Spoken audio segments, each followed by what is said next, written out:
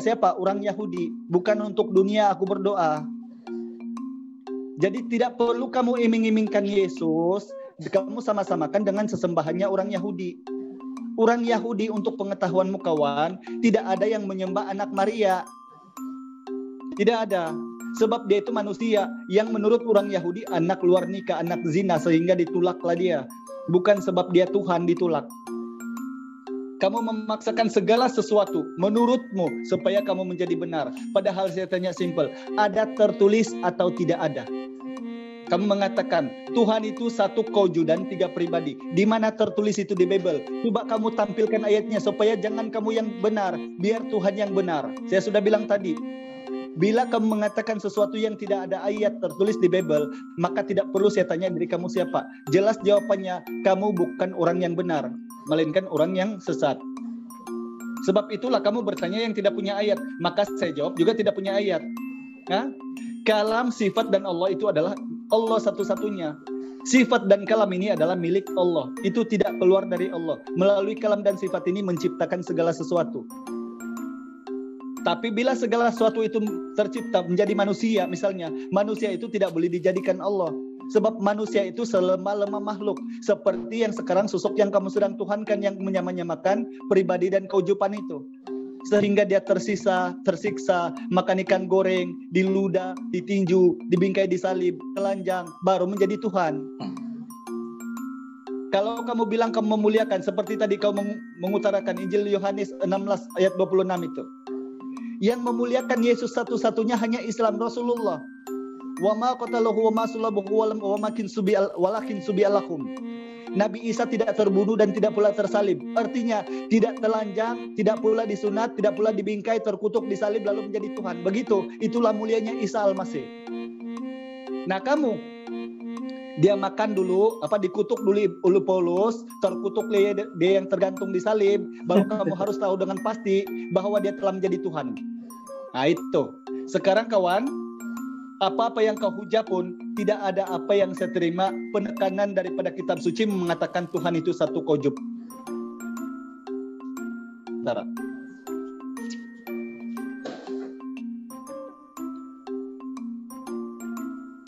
Silakan.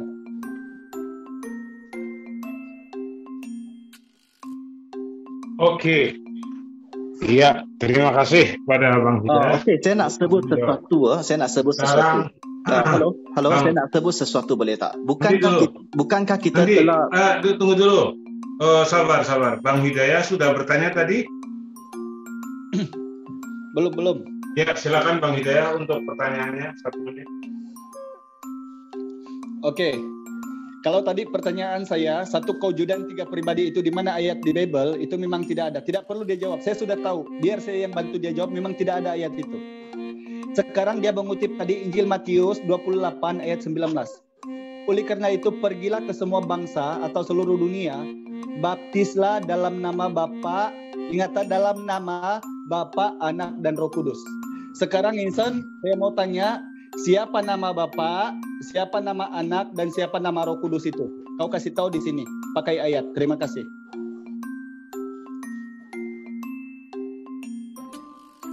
Ya, silakan Enson untuk memberikan jawaban 5 menit mulai dari bertanya.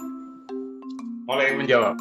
Okey, saya nak jelaskan sesuatu dulu. Tadi bukankah kita telah kata 5 minit untuk menjawab, bukan 5 minit untuk bertanya soalan. Kenapa dia boleh memakai masa sebanyak 3 minit itu? Sudah 2 kali tau. Dia memakai masa 3 minit itu untuk menghujah.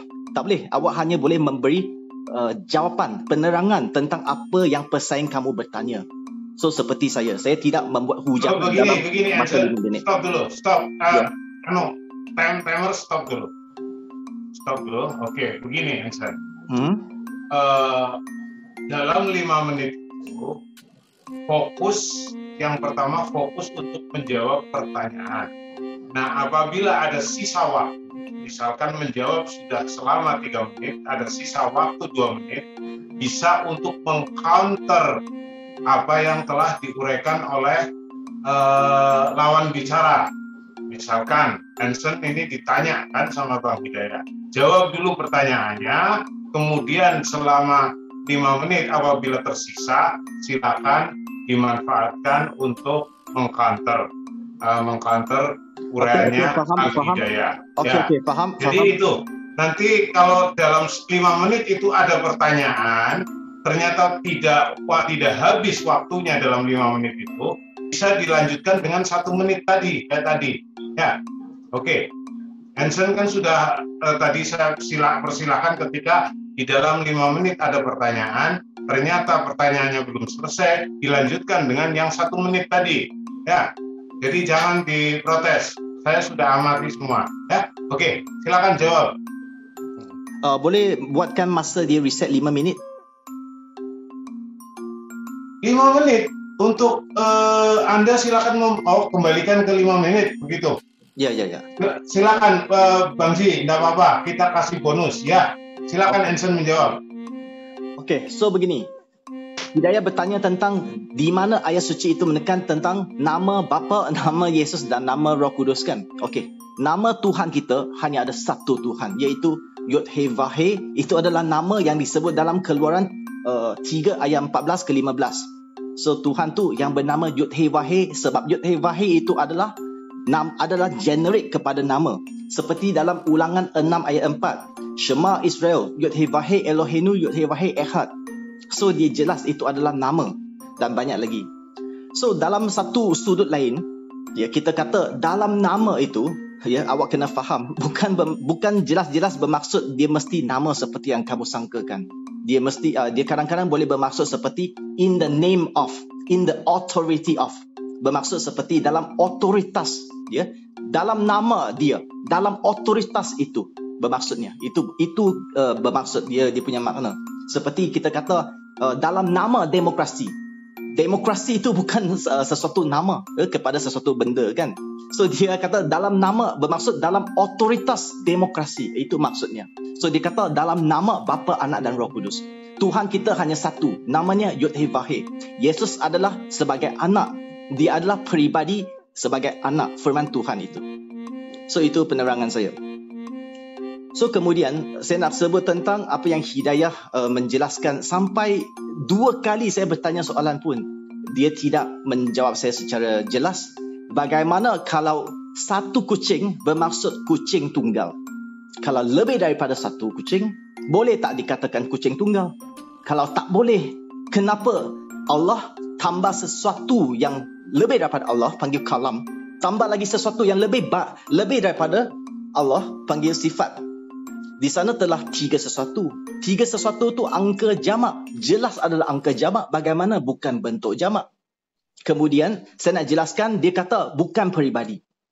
Kita kata Tuhan kita satu kewujudan, 3 peribadi. Bapa, Anak, Roh Kudus, 3 peribadi ini dikenali sebagai peribadi disebabkan dia ada kesedaran yang tersendiri. Dia bukan sesuatu bahan mati. Kalau kita kata hanya Bapa ada kesedaran, Roh Kudus dan Anak adalah sesuatu yang tak ada kesedaran, bukan peribadi. Itu menjadi bencana. Ya, Tuhan tu memiliki sesuatu yang berdampingan dengan Tuhan yang adalah bahan mati yang tidak inti Tuhan. Ya, itu menjadikan Tuhan itu dualism. Itu adalah konsep dualism. Tuhan memiliki sesuatu di luar daripada Tuhan yang tidak intipatinya sama dengan Tuhan. Tak boleh. So kita kata Tuhan kita satu kewujudan, 3 peribadi. Bapa, Anak, Roh Kudus telah pun satu sifatnya untuk satu Tuhan. Ya, mereka adalah setara.